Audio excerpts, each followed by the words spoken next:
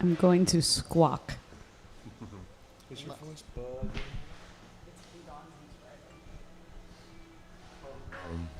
No. We can trade voices now. Great. You want to be my voice, Neil? We can trade. Hi. How you doing? Nice to see you. I had an idea. I will write it down and send it to you, because I know you have to start. Okay. Now to see if I can get out. Hello there, sir. You ready to start, Justin? Hello. All right, let's do it. Because Hang on, let me get this. He's going just real so How's that? tall, you know? quick. Yeah, I'll be on the other side. Yeah. Just stay on that side. People are saying hi. Can they hear us already? hey, everybody, May Govanen. You might be saying hello. Welcome and hello. No, it's May Govanen. Wait, you've heard it before. That's Elvish.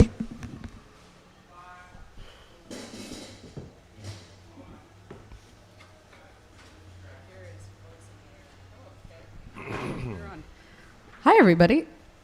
I barely have a voice, so I'm going to talk as much as I can, but it might not be too often today. But welcome. I'm Chelsea. Hello, Chelsea. Let me do some of the speaking for you and let Thank your you. inner voice rest. This week, maybe, Chelsea Schwartz and myself, Clifford Broadway, welcoming you all to Torn Tuesday. This is the OneRing.net, the world's largest and most wonderful worldwide web portal for fans of the works of J.R.R. Tolkien. Now, we can trade off voices because next week, I think September 4th, Can you read my mind and just say what I'm thinking We'll for the trade- next 50 minutes? We'll totally trade. Yeah, we'll do that. I'll trade off your voice for you, darling, because you've got to rest your voice box here, and I can take a little bit of the weight.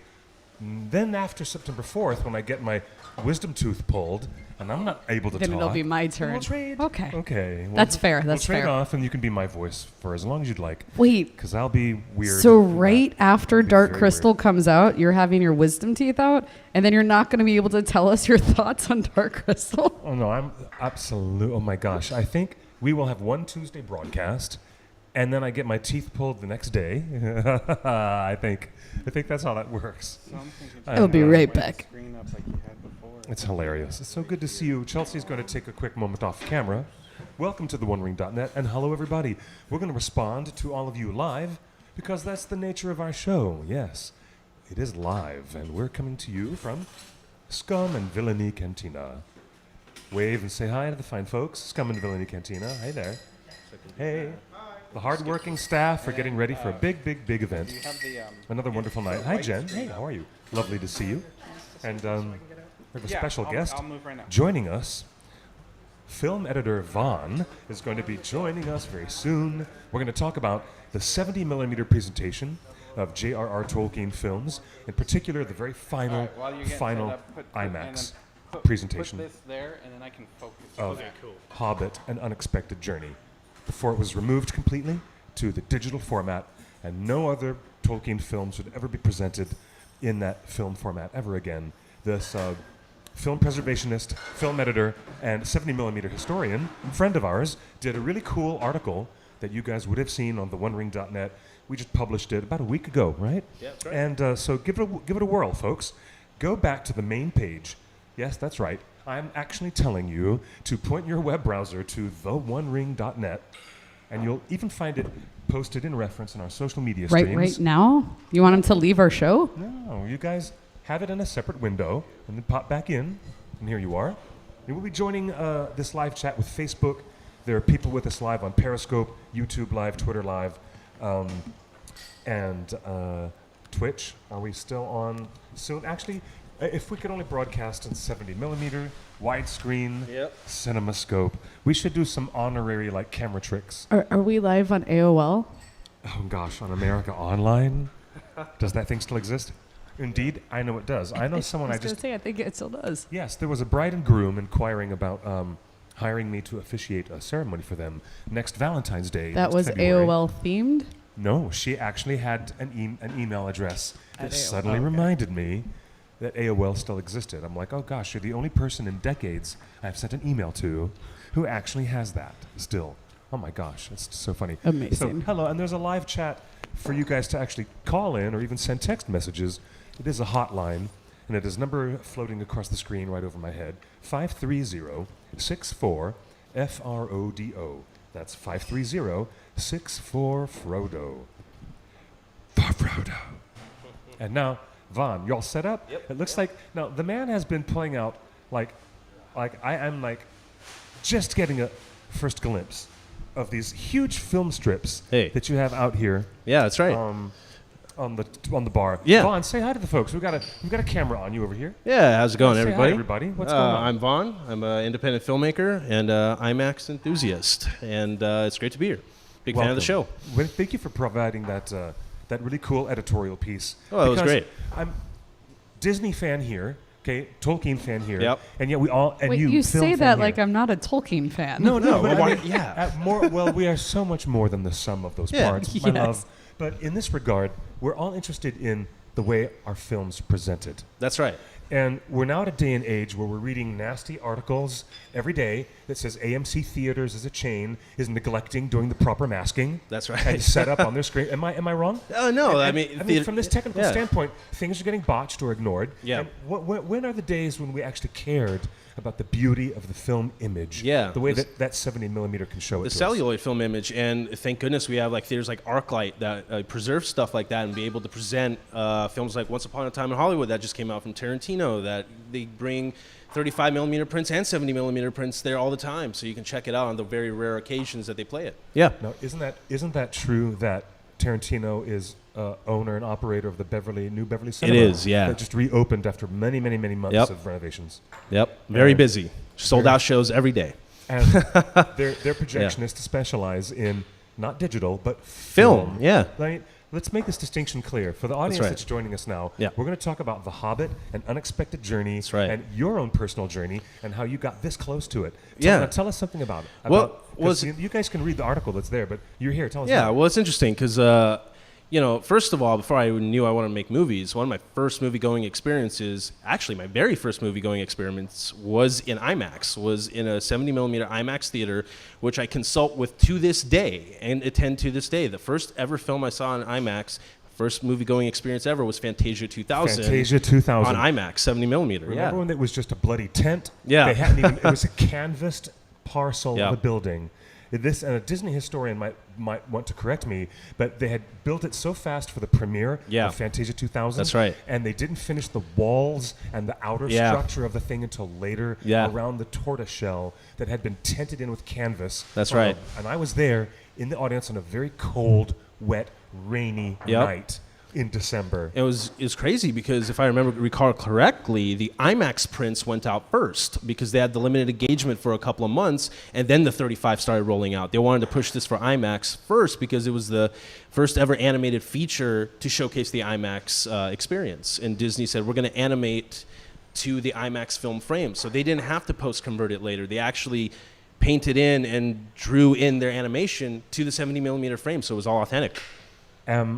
Am I correct in thinking that the last time they had done that was for the Black Cauldron?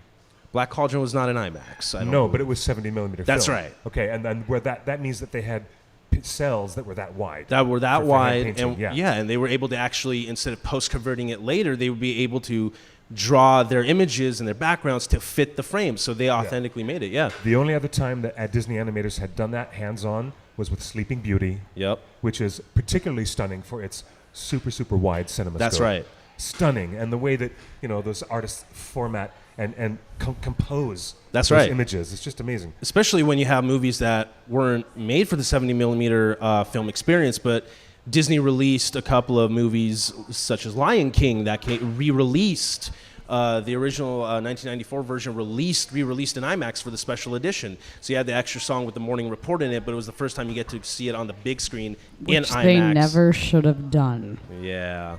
Which, The Morning Report. Was that Zazu's song? Yep. Zazu had his Zazu. own song. That's right. The Morning Report. That's oh right. Oh my God. It's good. Yeah. So they re-released that for the special edition. Okay. And then the They IMAX. re-released it, and they only made that version of it available, so you could not see the original Lion King. You had to see it with this new song in it. Yeah. It annoyed the crap out of me. Oh my gosh. Oh my gosh. Yeah. Okay. And then with the DVD as well. Yep. And now that's the way it is now. So It is. Now here we are looking at how you got in Yeah. with these people at that theater. It's crazy because I kept attending, right? And ever since, after seeing that movie, I was too young. I still didn't know what IMAX was. I didn't know what the format stood for. I didn't know what that was. But then when Christopher Nolan's Dark Knight came out in 2008, the first feature film to utilize IMAX cameras for a Hollywood feature film, it opened my eyes. Because even then, I didn't know I wanted to be a filmmaker, right? But even then, it was like still larger than life. It was the biggest image you could ever see in a cinema. So when I decided to get into filmmaking, even though in my hearts of hearts I always knew I wanted to do it, I was like, this format is bigger than life. Like, I mean, when you're young, you're short. You have a perspective. The screen is massive. It's it's bigger than life, right? Mm-hmm. But as you get older, the IMAX screen still stays that big, and it still wows you that they can get an image that big with that resolution. So, and especially for the authenticness, Yeah. Because you can always change color. You can change sound later in post-production. But with IMAX, especially 70 millimeter, you go and you shoot it practically. You shoot an IMAX film. You go out there and you capture your image natively. So when you present that on a real IMAX screen, it's incredible. And ever since I realized people made movies that way, that's been my favorite way of going to the movies. And they've inspired me in my own film editing, you know what I mean? So when that happened, I got closer with my manager friends that used to work there. I didn't work there. I was just a fan that went almost every weekend. And then I got closer with the managers and I became friends with them. And they said, you're really interested in this. Come back on a Tuesday that might be a lot slower for us in the workday, and we'll take you up there and we'll see what the projector looks like and we can show you how we build it. So I went up and they had a bunch of film prints just laying there, and they're like, you know what? Some of this has been up here for decades. Do you want to look through them? Do you want to see what you can take? And we'll give you the yes or no if we can take them. You mean big canisters of film? Yeah. Sitting up there doing nothing. Yeah. But collecting dust. That's right. That's a shock. Yeah, and one of them That is a shock. Yeah, and one of them happened to be The Hobbit: An Unexpected Journey, which we're about to talk about. Yeah. All right, The Hobbit, ladies and gentlemen, The Hobbit: An Unexpected Journey, along with other film prints. Yeah. Now, here's the special thing about IMAX. It doesn't run up and down through projector the way 35 millimeter or 16 millimeter would. It runs on such a huge, big flat plate. That's right. Huge discus that holds the weight of this film. It does. It runs side to side. Yeah. Horizontally through a different spool. That's it's right. Like a totally different. I mean, fans of such movies as Cinema Paradiso, and even even Fight Club, any movies that reference projection. That's right. And the specifics of projection. Yep. May or may not be as attuned to this, but I'm really into the tech stuff. Yeah, about me projection. too. I really am. I just want to say that our chat room is lively with several different conversations going on, but one person in particular concerned me because they said that they miss the days that we were on Stickcam and they could chat with us. We can still chat with you. We are seeing every single one of you on Facebook, Twitch, YouTube, etc. I was like, I just wanted to acknowledge you guys that we could see you.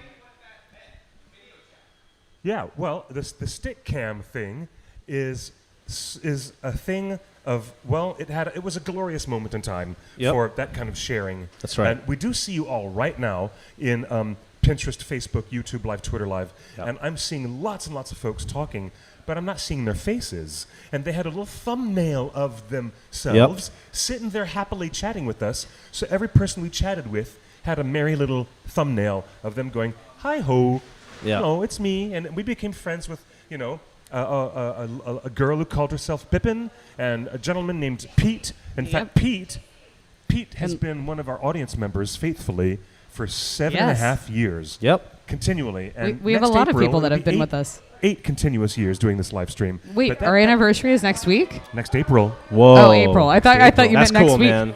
How funny. That's funny. The person that was saying that they miss being able to chat with us is Omar from Houston. And Omar, I don't know if you know this, but I'm from Houston, and I hope you've been to the Hobbit hole.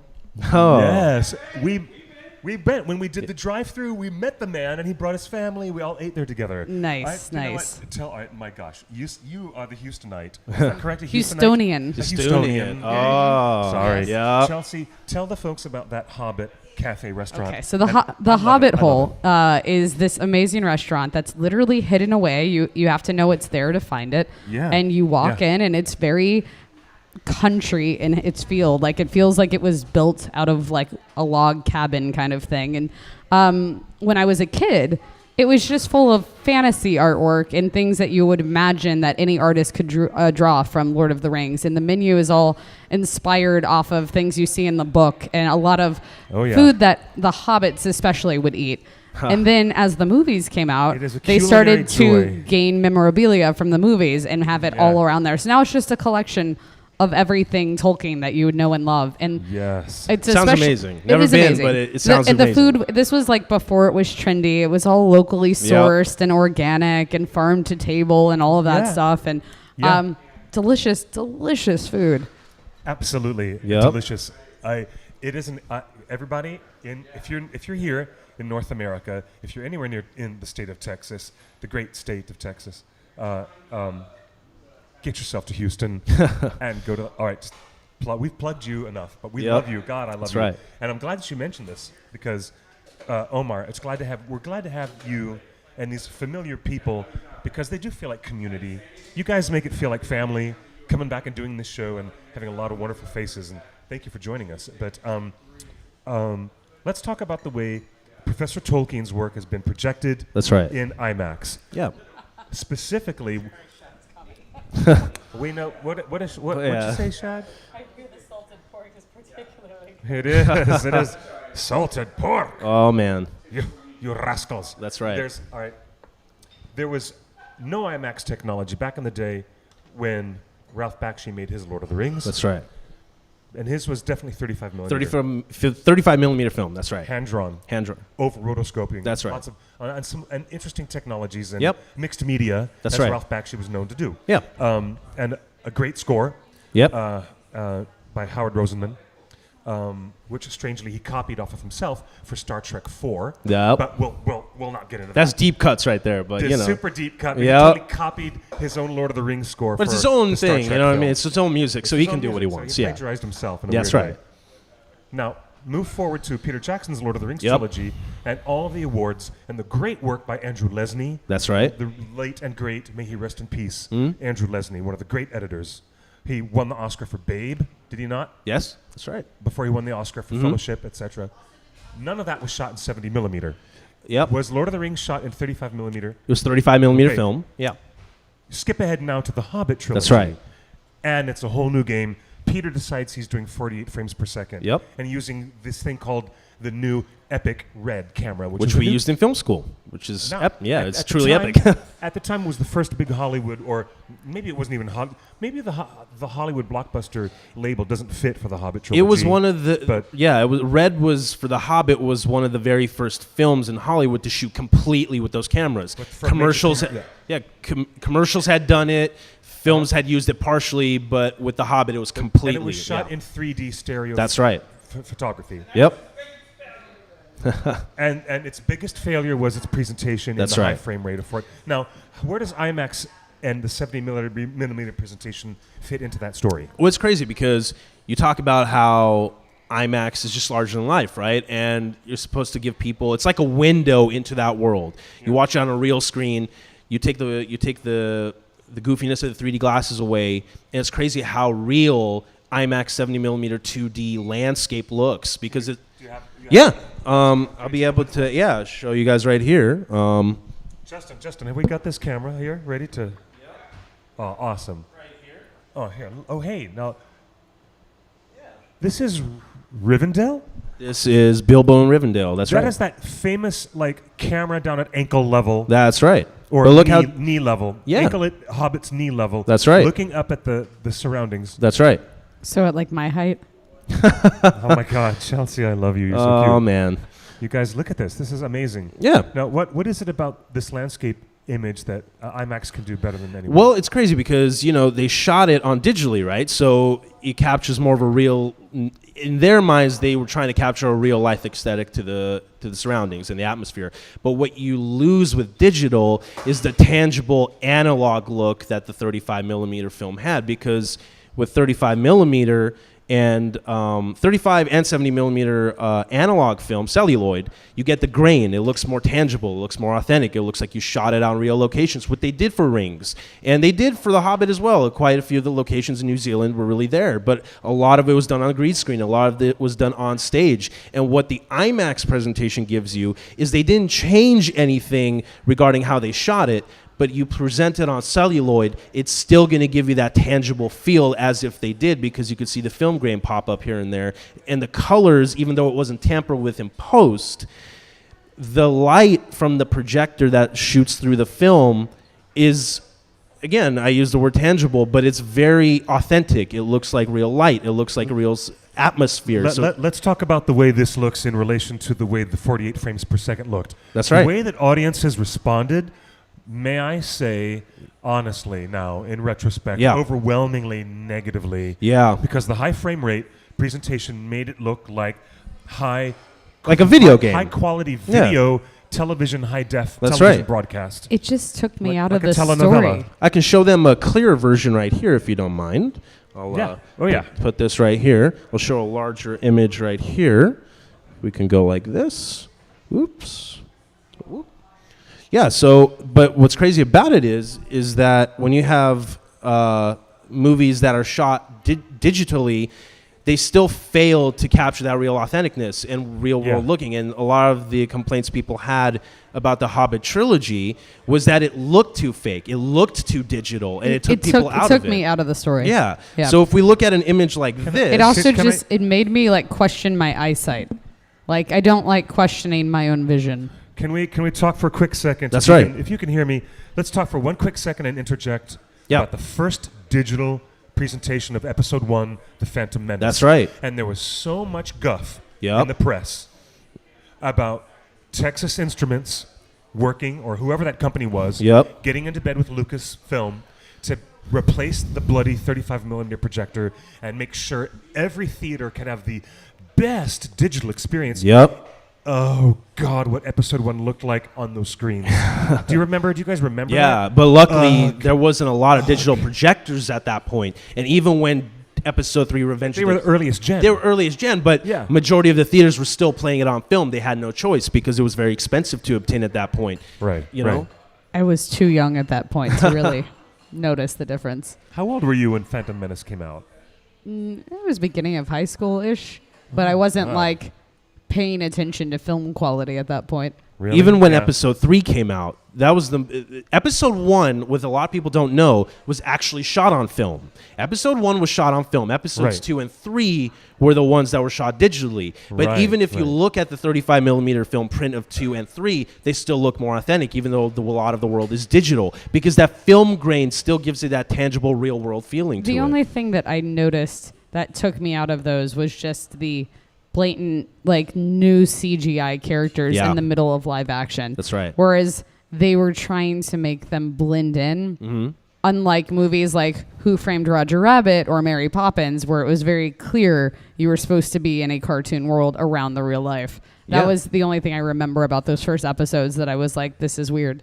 Yeah. I mean, one of the things I mentioned in the article that's actually the main crux of this conversation is that even though the color wasn't tampered with in post before they released it, the film grain and the celluloid still give it a darker, more tangible feel. The colors are a little darkened, even though it's not on purposely done that way. It's just the way they're printed. So fans had a more authentic look as to how the Lord of the Rings looked. Lord of the Rings had a very tangible, dark atmosphere to them. If you had digitized those, it would be bright. The colors would be more vibrant. But as we know, there was a lot of dark locations in that. And digital is kind of hard to separate dark colors. But when you do it on film, it's, you're capturing real light, you're capturing real atmosphere. That's why it captures so much better, Tell us what we're looking at right here, brother. What we're looking at right here is the Goblin Cave scene after the dwarves had collapsed after the Goblin chase. And you can tell, it's kind of hard to see it on the screen here, but you can tell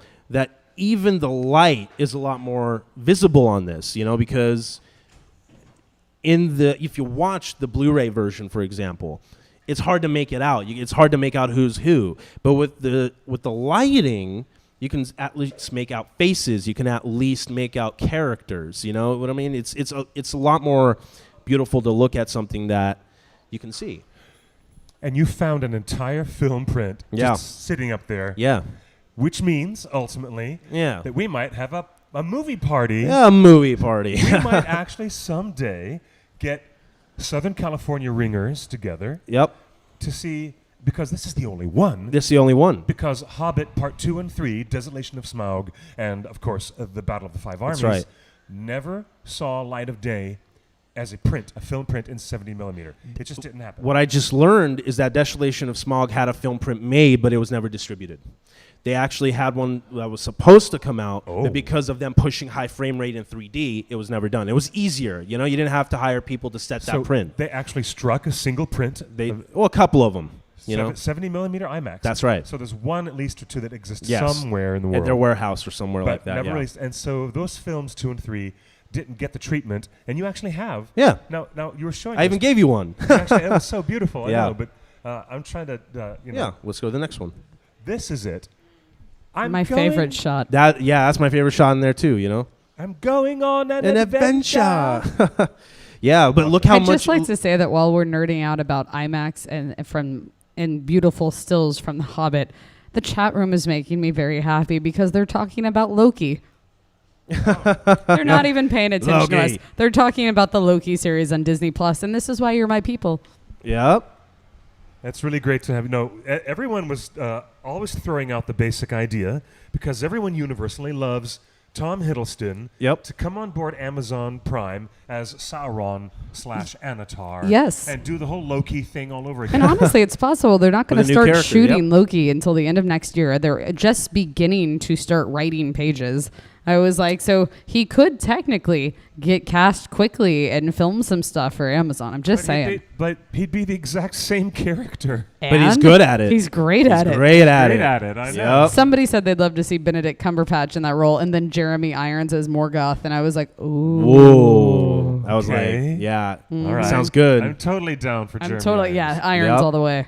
Do Yeah. you know what? I will never, ever, ever forget Jeremy Irons in Dungeons and Dragons. Yeah.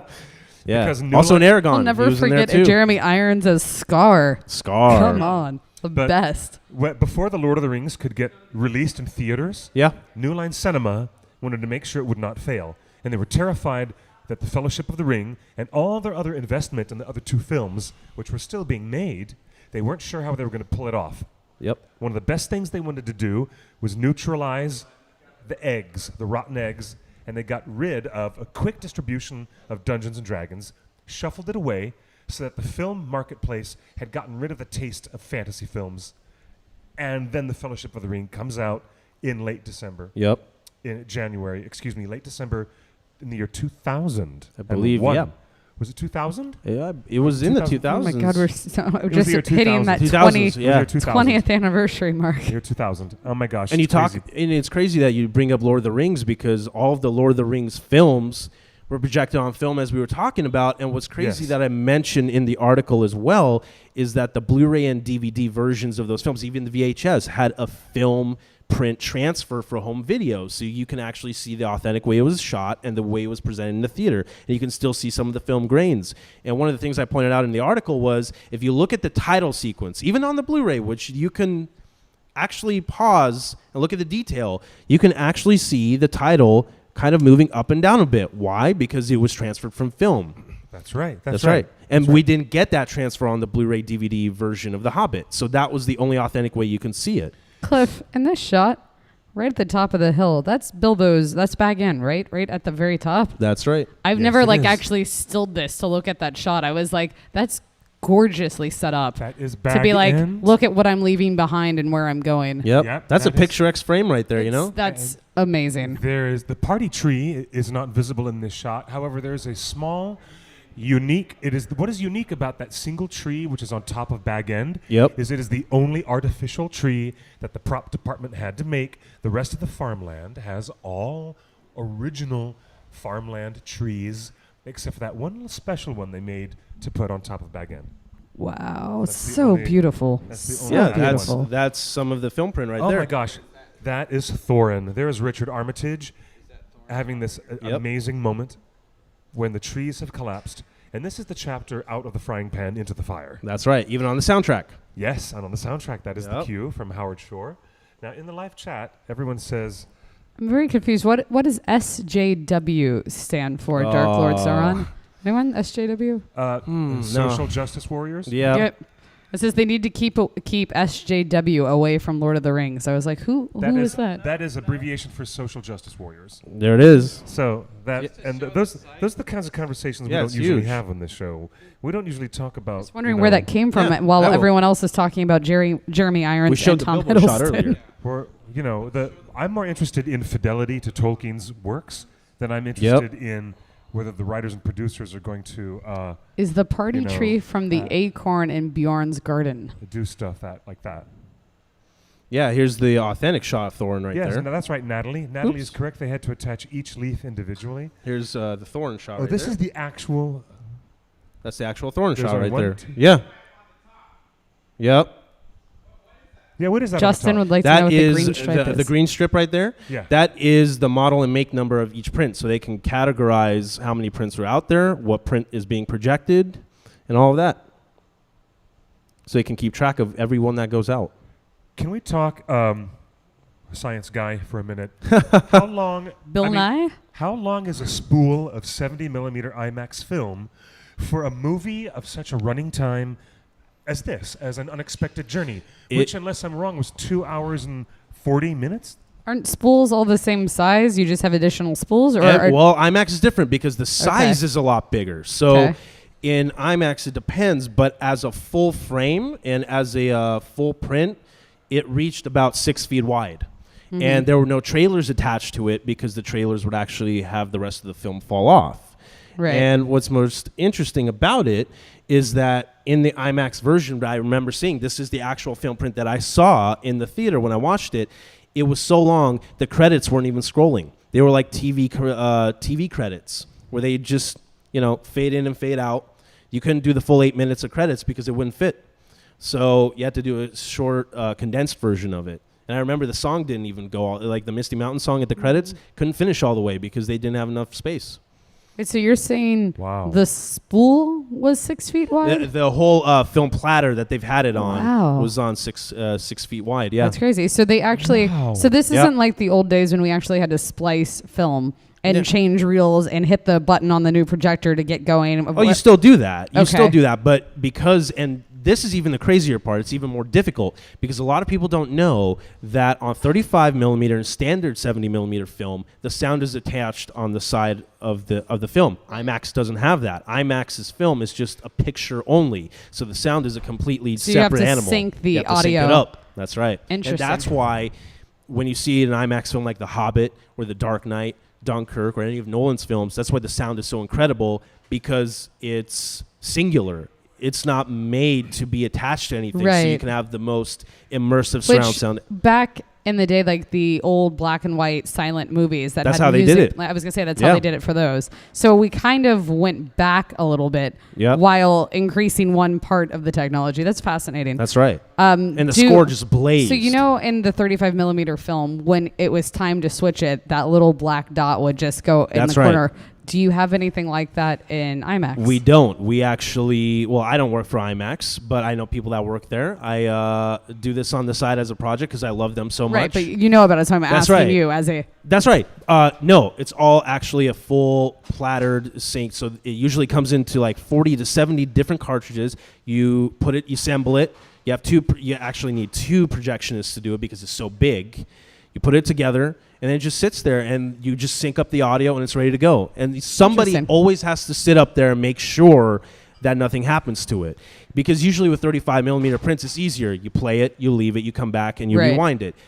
If there's humidity in that IMAX room, the film will fall off. And Oh, no. and the IMAX projector is so big, it could get crumbled during, it doesn't, they've perfected the art of not letting it burn on him, while showing the film, but it could get tangled. And if that gets tangled, not only does it ruin the film, it ruins the projector as well. So you have to have somebody up there 24/7 to keep an eye on it. Somebody just asked, they said, do I remember correctly that part of the reason that sound is separate with IMAX is because the IMAX camera is so loud? That's right. Okay. That's right. You still shoot on set like you would with a boom, and you have your sound op, but it's so loud that you'll actually hear the fan in it, and you'll actually hear the actual magazine going through it, and you only have 2 minutes of mag. You only have 2 minutes to shoot a scene. And if you need more shots, you have to take them out and put them in. It's a long process. So you can't do any crazy continuous shots like, the kinds that we see in, long tracking shots. You can, but you better plan it because you can't mess up. Oh, no, that's... Fascinating. Yep. It is Oh my interesting God. because I haven't thought about this in a really long time. The old 35 millimeter switch with the black dot. That's So right. I remember as a kid, I used to be like, what are you talking about? That doesn't exist there. And then as soon as somebody pointed it out, I would notice it all the time. And I'd be like, oh, it's time to change. And I'd get excited. Yep. And I haven't paid attention for that in so long. I literally it's just like a random Easter egg. I just remembered in my brain. Yeah, but now as platters have gotten bigger, you can assemble all of it at once, and you don't need to worry about that. Yeah, I was like, it's definitely something you don't really see anymore. But Yeah. especially for any of you youngins watching out there, that was something that happened all the time. It's incredible because I saw both the Hobbit. I'm sorry. Go ahead. Yeah, I saw the Hobbit: Unexpected Journey on IMAX 70 millimeter, and then I saw the subsequent sequels in high frame rate 3D. And I still went to IMAX because I will always support the IMAX format, and I always wanted to see what the high frame rate would look like. I prefer the 70 millimeter because it's so much more authentic. It's like you're watching a literal projection, but it feels so old-timely is the wrong word. It feels so much of what we used to see back in the day, and because Tolkien and his work is so legendary, it feels like a legend. Yeah. The digital doesn't make it feel like a legend. You watch something that's more authentic on film, makes it feel like a I legend. do love the clarity that That's we right. get in IMAX. Mhm. What I don't like is the theater is honestly, the screens are freaking too big for me. Yeah. I was like, and my neck hurts at the end of it. And I was like, if we could either put our seats further away, like at a proper museum IMAX where you actually could take it in, Mhm. or have a slightly smaller screen that was still keeping the ratio, I'd be down with That's that. right. And The IMAX here nearest to us at Universal, yep. at the Universal Studios City Walk, That one is which massive is to me. a huge Yep. screen. It is most apparent, as you mentioned Christopher Nolan Yeah. earlier. There's scenes that were in IMAX that he shot and scenes that were not. That's right. So you're watching the film and it's like this, la la la, it's amazing. Cut to that big sequence in Hong Kong, Yep. right? From Dark Knight. Yep. From The Dark Knight, and suddenly it switches, boom, and you're Yeah. watching this whole thing. And you're right. All of a sudden your neck, Chelsea, is like, oh. That's why I have to holy- sit right in the middle. And at Yeah, that, you have to have the perfect seat in Mhm. IMAX, or like it In- really can get messy. like in the near to back row. That's And right. That Universal Theater is more guilty than anybody else of having their screen too close to its Too audience. close. It's way too close. I And it's won't do it actually- there. And it's actually not the full size it should be either, because the Indeed. theater I come from, the screens, the real IMAX screens, and majority of them are at museums now, should be 8 stories tall. Yes. Should be Yes. that tall. And Which to me, for people that have not gone to a museum IMAX in a long time, or maybe ever, if you have been to Disneyland, the soaring ride That's right. is what I always go, oh, I feel like I'm a kid at the old museum IMAXs because they were that big. they were that big, and they're more immersive. It's like a Yes. window. Indeed, it is.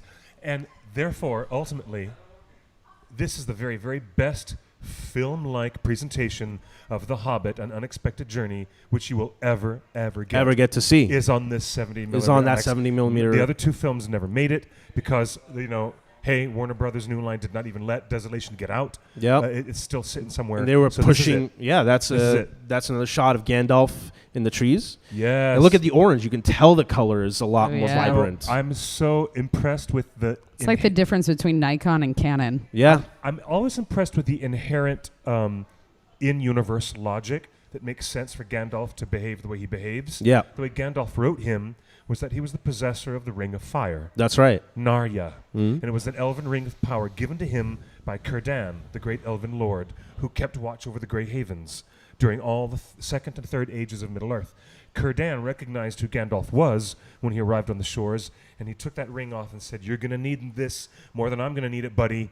Use this to empower and enlighten the fire in the free peoples of Middle-earth." That's right. Peter Jackson and even Andrew Lesnie together are always thematically thinking of these fire connections to the way Gandalf lights his pipe with nothing but his own thumb, the way that he lights pine cones on fire in these trees, the way that Gandalf works with fireworks, obviously, and this element of Narya being an in-world, in mythology, granular component of Gandalf, and even the photography supports it. It does. Supports this thematic element of who Gandalf is. It does. Somebody just suggested making a drinking game out of our current show.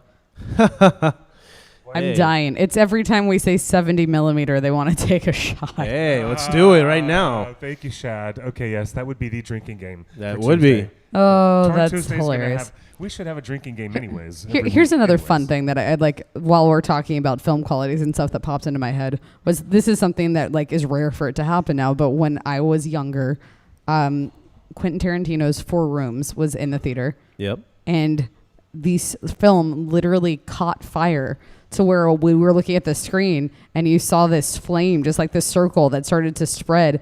And we couldn't tell whether the screen was on fire or if it was intentional from Tarantino or what was going on. And like, that's something that doesn't happen as often anymore with like newer technology in place. It happened to us at the Hateful Eight screening. Yeah. They had the road show. It's rare when it happens, but it does happen. Yeah. Actual I was like, screen burn? No, the film actually film burned. burned. So, Yeah. so you can see it actually melt. And we only knew that it actually had happened, that it was the film and it wasn't part of Tarantino's movie because the employees came in and were like, well, the movie just caught fire, so we're going to issue a refund for everybody. And like, Yep. The show must go on. Yeah, but the underlying truth about what we're talking about here is that the film gives it a much more authentic look, and the presentation that we got on IMAX was the closest we'll get to Lord of the Rings, and that's why the color was a lot off-putting to a lot of people when they saw it in that digital high frame rate. It just looked too digitized. It didn't look like the real world. I'll put this forward. but Middle Earth is not the real world, people. But let's put this forward. Chelsea. No, I just This is okay. popped Justin's right, balloon. Sorry, Justin. Keep all right. No. Look at it this way. Middle Earth is not the real world. Thank you. Again, it is the secondary world that is most dear to us. It is a secondary world, a creation that deserves to be at its best. That's when right. it's adapted to film. I'll put this forward and see if you guys agree or disagree with me. And we'll ask everybody in the chat room as well. Do you think overwhelmingly it was a mistake for Peter and his team to have technically pursued the 48 frames per second digital look because it makes a dissonance between the second trilogy of The Hobbit, that it does not align as much with the original classic film look of the Lord of the Rings trilogy, and therefore doesn't get the benefit of being more connected to the original Lord of the Rings trilogy by not looking as much like the original? Yeah. Is it a mistake, therefore, that he went so hard into playing with the technical toys of doing high frame rate? I think, Do you guys think it really was? I don't know. What do you think? Well, I think personally, when you get the new toys, you want to play with them, and you want to study them, and you want to see what you can do with them. And I think George Lucas, and I think Lucasitis. and if I was in the position to be a DP and I got those toys, of course I would play around with them. But I think it was a necessary thing to happen because now they know what they can use it for that makes it look better. Digital's great. People ask me all the time, what would you rather edit on, digital or film? I said, of course digital, because digital makes it so much easier for me to get my work done more efficiently. But film is so much more authentic to me, as, in my opinion. And if somebody had transferred a film to me digitally, we can make that happen as well. Kim's comment is interesting. So Kim just said, I enjoyed the high frame rate despite the soap opera effect because it made 3D brighter. We need to overcome our prejudice against high frame rate because it is the future. It is more lifelike. Life doesn't happen in 24 frames per second. The new Avatar movies are all being framed in high frame rate. It's an interesting point to bring up, Kim, and I don't deny that you're wrong, but I wouldn't know because people like myself do not get to enjoy 3D. I was like, so I can only watch high frame rate in 2D. So while it might make 3D more lifelike and realistic, 3D makes me nauseous and I cannot watch any film in 3D. And the thing I will bring up to it is that when The Hobbit was actually released, a lot of the projections and the projectors that they had digitally weren't up to the standard to present the way they wanted to. If you're going to do 3D, if you're going to do high frame rate, I have nothing against high frame rate. I think the Avatar sequels are going to look incredible in high frame rate. Yes. But the thing about it is they didn't have the projector lights that were bright enough to present something the way that Peter and the gang want them to, present it. And there's a lot of cinemas still that do not embrace laser as much. And I think once cinemas start embracing the laser technology through projection, it's going to look a Laser disc? laser projection. Okay. So that means you don't have to change a bulb anymore. It's all digitally presented. And when you do that, it's going to give a lot more lifelike feel. When you try to combine two technologies that are not meant to be combined, it's going to give off, less than matter effect. Interesting. Orion's Angel says 24 frames per second is much more magical. I like that. But that's where film gets what is now technically just called a film-like or a film look. That's right. A film-like presentation. If someone says it's photographed with a blah, blah, blah quality film look, people are therefore making the distinction from digital. That's right. You know? So you know why it's 24 frames a second and not 48 or 60 or 120, and why faster frame rates, even television at 30, looks strange to the human eye? Because it was the economics of them not wanting to use that much film. They wanted to get a lower frame rate. Correct, but it's It all not started. just the economics of it. 24 frames is the frame rate your eye sees. This motion blur is 24 frames. So when you see a 48 frame thing, the motion blur on that is too clean because the real world, you don't take the real world in at 60 frames. You take the real world in at 24 frames That's a right. second. So if you have a technology that is capturing faster than your eye and your brain can process images, that's why it looks unreal. That's why it looks unnatural. That's why it looks silly and uncomfortable to you, because your eye doesn't work that fast. You don't have the proper amount of motion blur. If I'm running down the street or a car zooms by on Hollywood Boulevard, you see that amount, like it's moving too fast. When you chop up your frame rate, then it smooths it out, and your eye and your brain don't know how to process it, because the way that the world is perceived for a human being is at 24 frames per second. So it's not just a technology issue. It's not just people need to get used to it, technology's advancing issue. It's the biology of the human eye and the human brain processes images that way. And what you're doing is fooling it. The chat room's answer to you is that we just need bionic eyes. Oh, I mean, yes. I wish, but- Geordie LaForge. Yes. All right. I'll take it. Yep. Thank you, JC. Thank you. JC, that the Yeah. JC, Thank our, you, our, JC. our, Right there, our man. own Bill Nye, Hey. the science guy. the owner and proprietor of Scum and Villainy. Can't That's right. say that. JC, the science guy. Absolutely. Yeah. But yeah, good times. I'm glad I see Sarah and a few other people in the chat room prefer 2D like myself to 3D. It's I all can't- preference. You Yeah, know? it is Okay. all preference, which is Here's- why we have so many formats. It's also, here's something, I don't know what it is about this tech, but the newer TVs, they're so high in definition that I can't enjoy sitcoms and stuff the way that I used to. It looks bizarre to me. Yeah. That's why every time I buy a TV, my settings are always cinema. I cannot do I love high dynamic range, but I cannot do the bright that they come and display it in Best Buy or something like that. I love the cinema look to it. That's why I like the darker colors for it. You know what I mean? We've got a question from the hotline. All right. And thank you for being with us on all these different platforms. Yeah. And there's some really funny guys. You guys- I'm enjoying the conversation in there, you know? Chad Damon is making these Frank Herbert references. And he's like, the worm is the spice. And I'm going to say in response to that, the spice is the worm. Spice is the worm. sleeper must awaken. Oh. Okay, by the way, in the live chat, That's right. all this mischief is going on. But here someone asks, for everyone on the panel, what scene in The Hobbit benefited the most from IMAX 70mm presentation? And for me, I would immediately say the scene in Rivendell, where Dawn is coming at Rivendell, Yep. and Galadriel and Gandalf are having their final words. Do you have that? Yeah, right here. That's it, my friend. Right here. That. Yes, brother. Let's take a look at that. Yep. Don't you think, Chelsea? This scene where Gandalf says, I mean, look how real the sunlight interacts. yeah, the way that Andrew Lesney photographed the F out of this scene. Yep. It's just so beautiful. Yeah.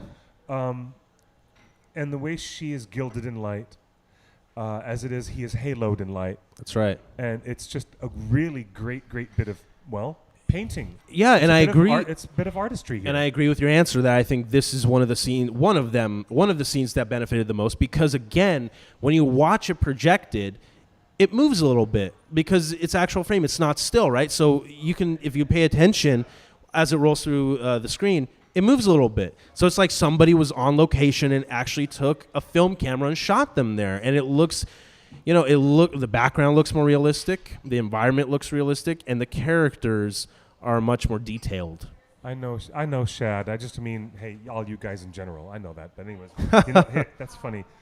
This is also where we talk about the difference between the dark scenes underground. That's right. In Goblin Town, Which makes there up the is whole one third right there. act, versus those bright dawn scenes where Galadriel is asking Gandalf, "Why, That's Bilbo? Why the halfling?"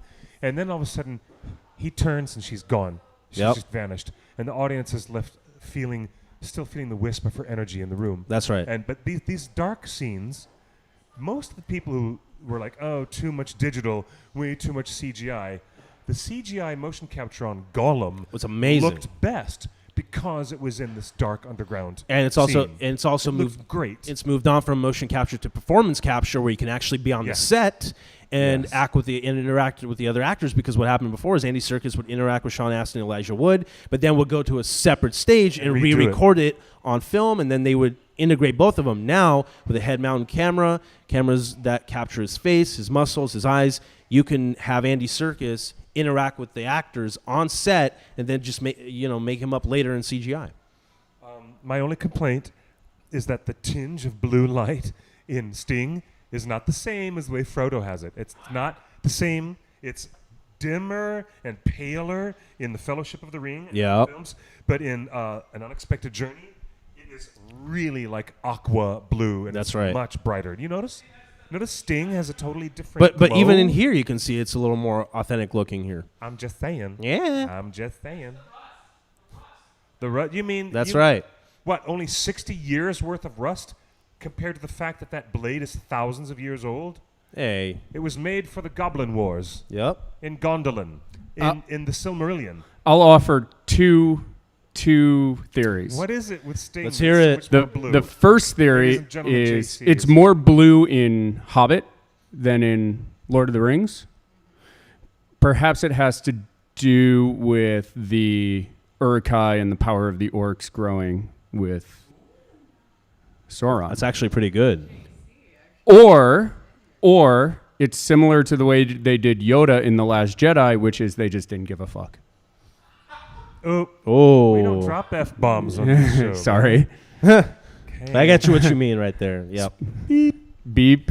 Yeah, but maybe it's that. Maybe they just decided, although it's Peter Jackson and Peter Jackson, so why would that happen? No, they cared very much about what was going on. I mean, there was a lot of dedicated fan service going on. There were so many callbacks to the Lord of the Rings trilogy going on. The Hobbit was, if nothing else, maybe the fact that he was slavishly over-dedicated to it. I mean, I love the Hobbit movies. And so then the studio Amazing. got in his way and intruded by adding a love triangle that was never there. Yep. Which I But the like. studio got in his way. And then things got really tricky because they expanded it from a 2-film effort to a 3-film effort. Yeah.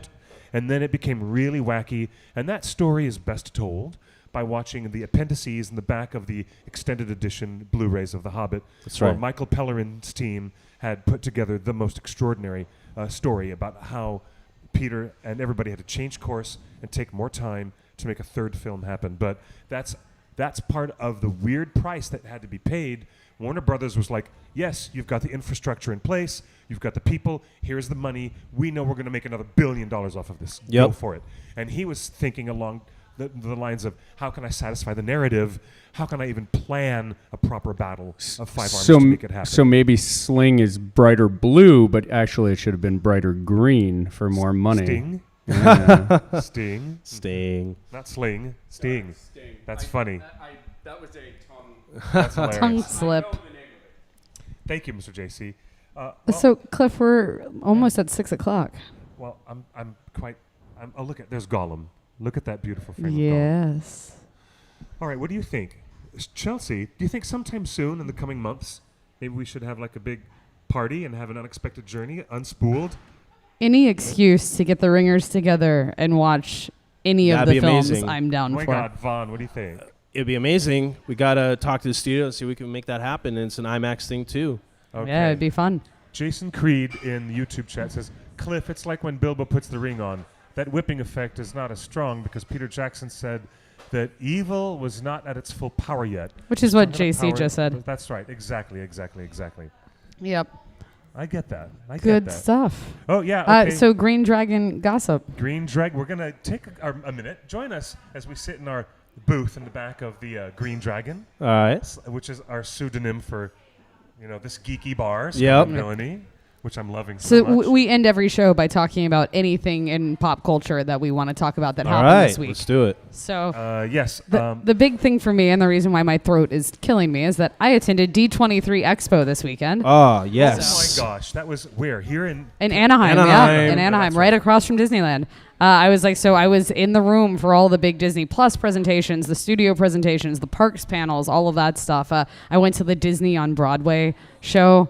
Really? And I died. I'm in love with Josh Strickland now. I'm just gonna put that out This is there. going to be so good. Oh So, my God. Let's tell the world. This is, in case you don't know, kids, it's the biggest Disney convention. It's the It thing. is It's the the ultimate place. fan event. It happens every other year in Anaheim. That's I right. was like, and Disney uses it as their platform to premiere everything you can expect in the next 2 years from Disney. I was like, so we got news about the Epcot renovations and the Avengers campus coming to Disneyland and Yep. all sorts of exciting things. The film slate, which we knew most of the films that were coming out, but We could finally get a Cruella look. kind of, You know yeah, what I mean? we got a closer look on some of them, and then we found out about Cruella, which I was really excited Looks about. great.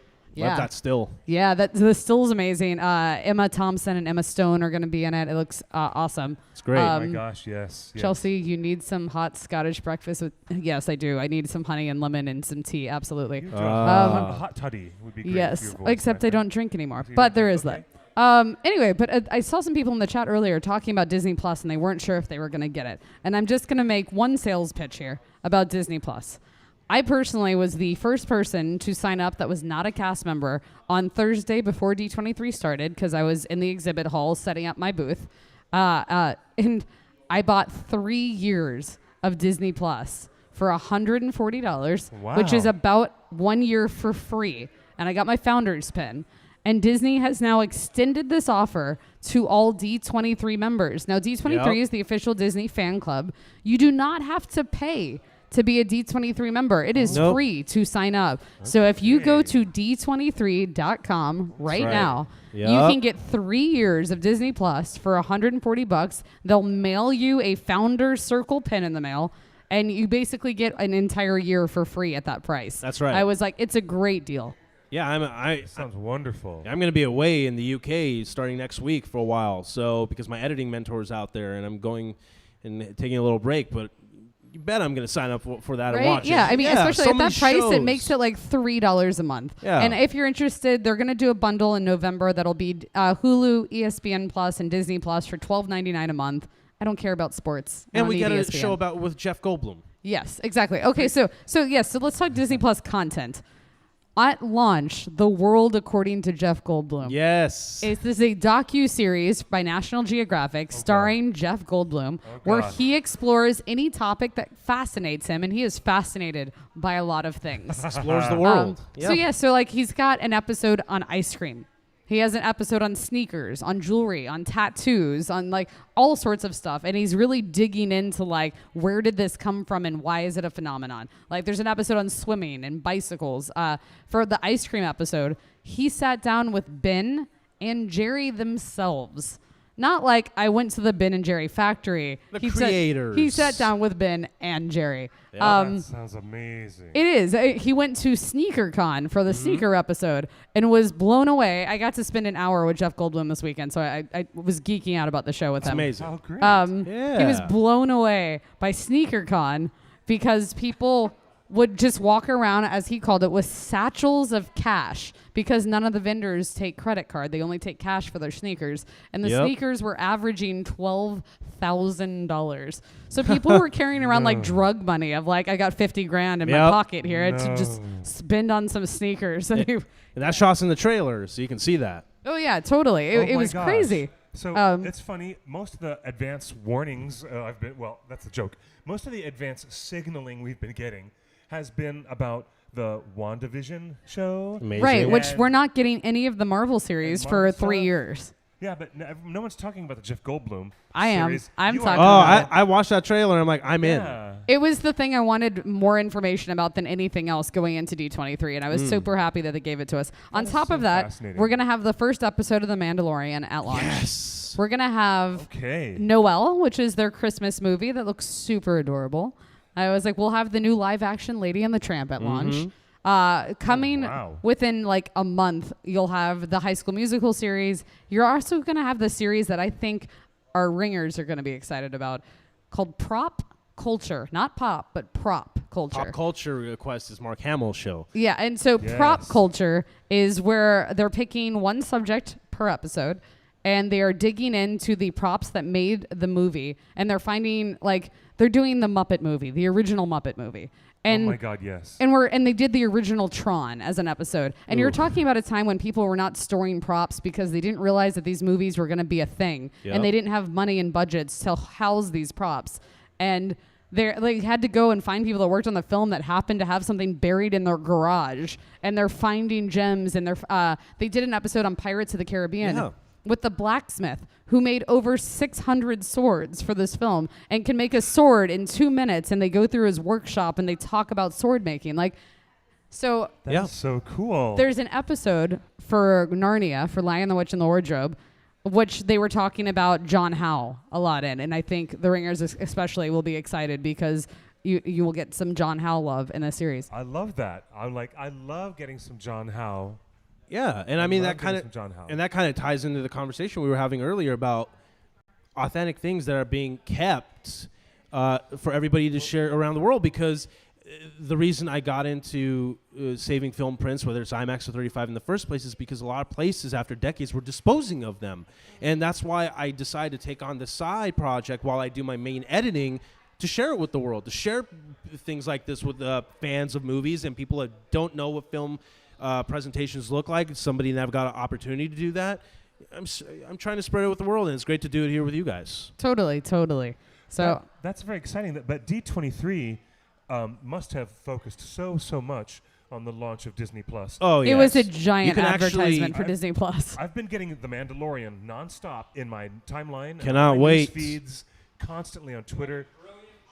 It's the year of Favreau, bro. John Favreau. It's the year of Favreau. You got him in Endgame. You got him in Spider-Man: Far From Home. He did The Lion King, and now you got Mandalorian. Yep. They also have a bunch of like cute little reality shows that I don't care too much about for Disney Plus, like Be Our Chef, where they're taking 5 families and they're creating meals as families, and one family will get to have their item served at Walt Disney World permanently on the menu.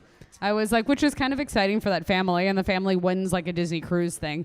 And so they're doing fun cooking competition shows and playing wacky games like the Mad Hatter, stacking teacups and stuff like that. The other show that I'm really interested in, but can't believe I forgot the title because I did theater in high school, right? So I saw this trailer about a reunion of Encore. Yes, The show. yes. Yeah. I cannot so wait to see Encore, that. produced by Kristen Bell. Yep. I was she's in like, it. basically goes and finds an old high school musical theater group. So like maybe you performed 42nd Street in high school and none of you went on to follow your passion in acting. Yeah. And she's reuniting the entire school's play from 15 years That's ago. right. And they have 1 week to rehearse and they're going to perform it again.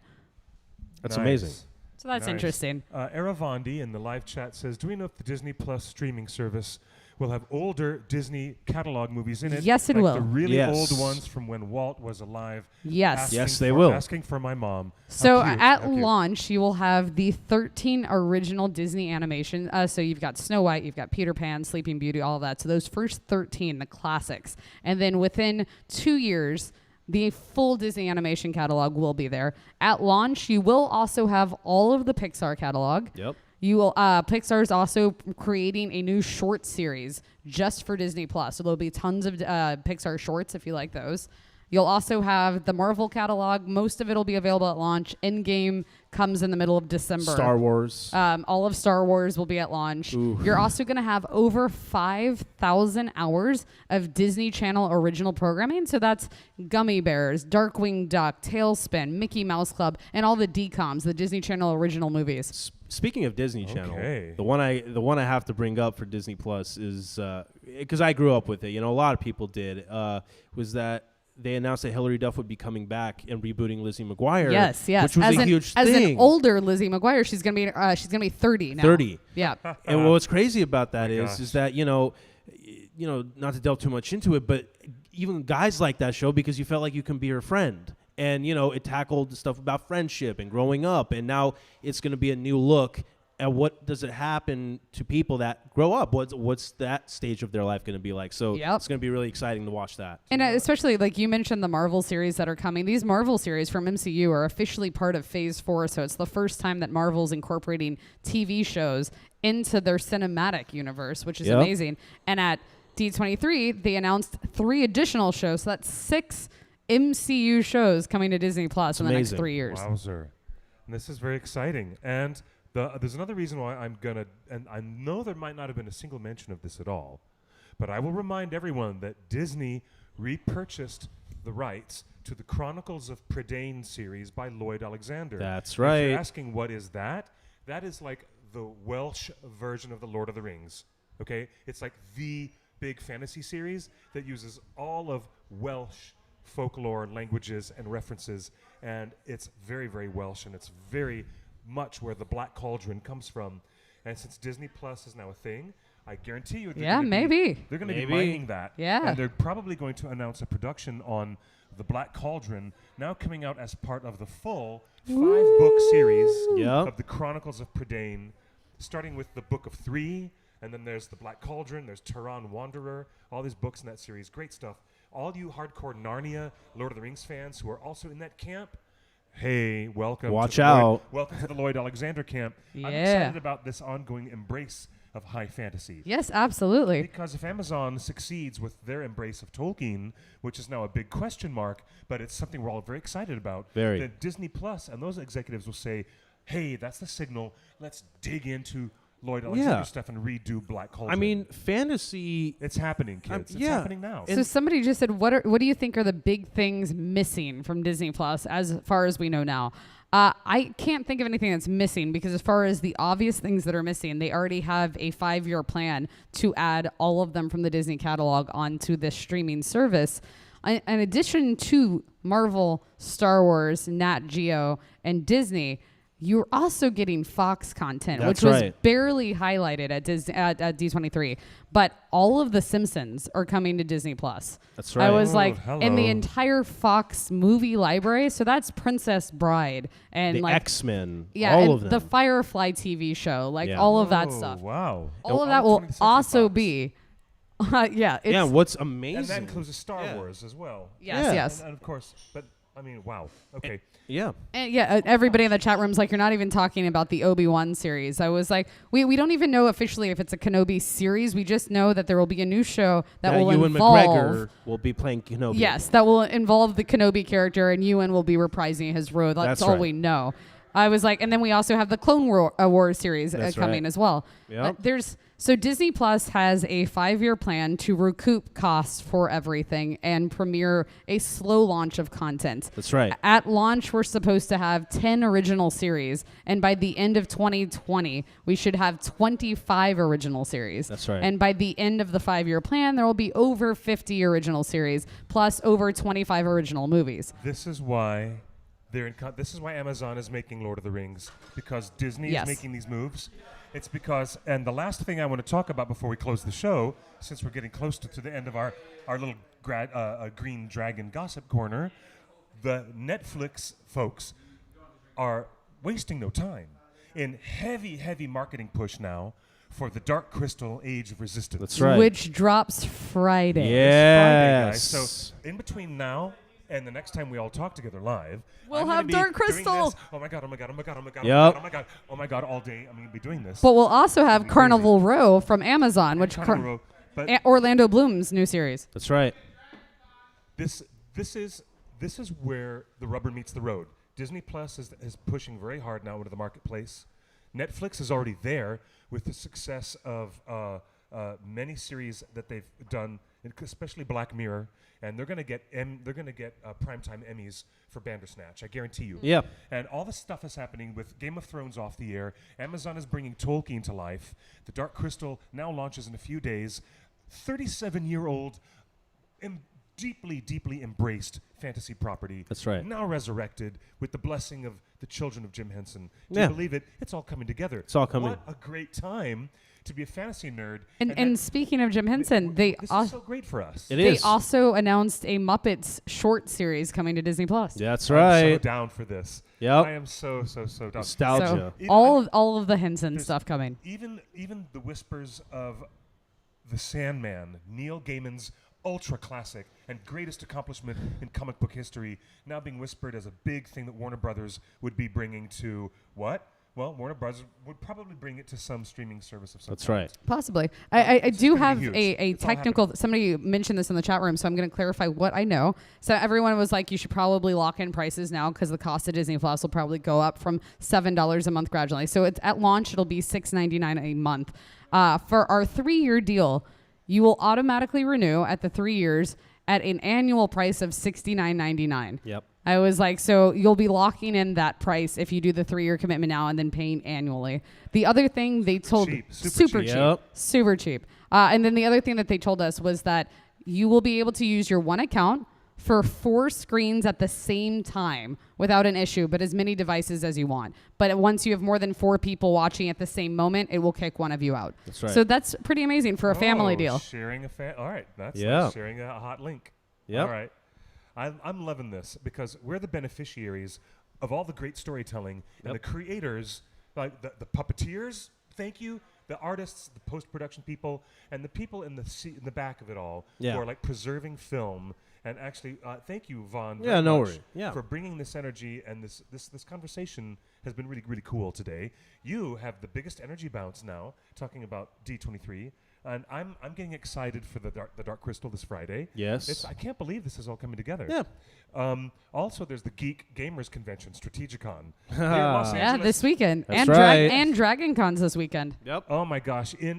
Well, hello Atlanta, hot land of Georgia, and all those beautiful people at Dragon Con. That's the party to be at here in the United States this weekend. That's oh my right. gosh! Well, I will leave. It's the end of the show, and we must go. But I will leave with this. This came in on the hotline, and thank you to the person who sent this. We'll end with this closing shot of Gandalf and Galadriel. Justin, if we can get real close in on that frame of them in 70 millimeter. In an interview recently, Sir Ian McKellen said that out of all the entire 6 films that he made with Peter and Richard Taylor and all those people, that this single scene, this one moment with Cate Blanchett, was his single most favorite scene in the entire Tolkien saga. Talk about poetry of language and visuals combined. That's right. That is it. We're going to leave everyone with that thought. Oh my gosh. Thank you so much. Thank you, Vaughn. Yeah, it was Welcome. great. Good. Thanks for writing that story for us on Thank you. theonering.net. Miss Chelsea, cheers. Thank you. So good. Your voice feeling a little bit better, Oh maybe? no, not Yeah. at all. It No, hurts like hell. You give it a rest, and after my tooth is gone next week, you guys, I'll start looking and sounding like a Skeksis while I talk and try to, Yep. anyways, I'll try not to. It'd be horrifying. And I'll let you do the talking next week. I absolutely happy to do that. And for all of you, I did not lose the voice from screaming in Daniel. excitement at D23, but I was demoing a board game called Disney Villainous 4 hours of every day at D23. That sounds incredible Yes. right and there. demoing a game for 16 hours over a weekend will kill your voice. Yep. Yes, yeah. Where can they follow you, Vaughn, on Twitter and your social media? Yeah, Twitter and Instagram at I'm a film editor. You can see all the That's film. easy enough. Yeah, I mean, I wanted to put Now, is it I'm or I am a film? I'm a film editor. Yeah, you can see all the other film preservations I do, and in the middle of the documentary I'm working on right now that I'm also producing. It's about the first Awesome. bare knuckle fighters and bodyguards inducted into the Hall of Fame. So filmmaking all around. That is super cool. Awesome. It's Very awesome. good. And if you guys want to follow me, Uncool Rockstar, just like it sounds, Uncool Rockstar. And you can find me on Twitter and Instagram at QuickBeam2000. And to finally tell you the truth, yes, this is a Lord of the Rings bowling shirt. Yep. It is a shirt made especially for staff of the OneRing.net, where the 9 bowling pins are actually drawn as 9 Nazgul. And the That's ring, awesome right there. the ring itself. That's it. This is it. And yeah, thank you guys. Thanks for joining us on the OneRing.net. And we'll see you next Tuesday, again, live at 5 p.m., live from Scum and Villainy Cantina. This is the OneRing.net signing off. Buenas noches. Have a y good buena one. Suerte. Bye. Bye-bye. Oh, man.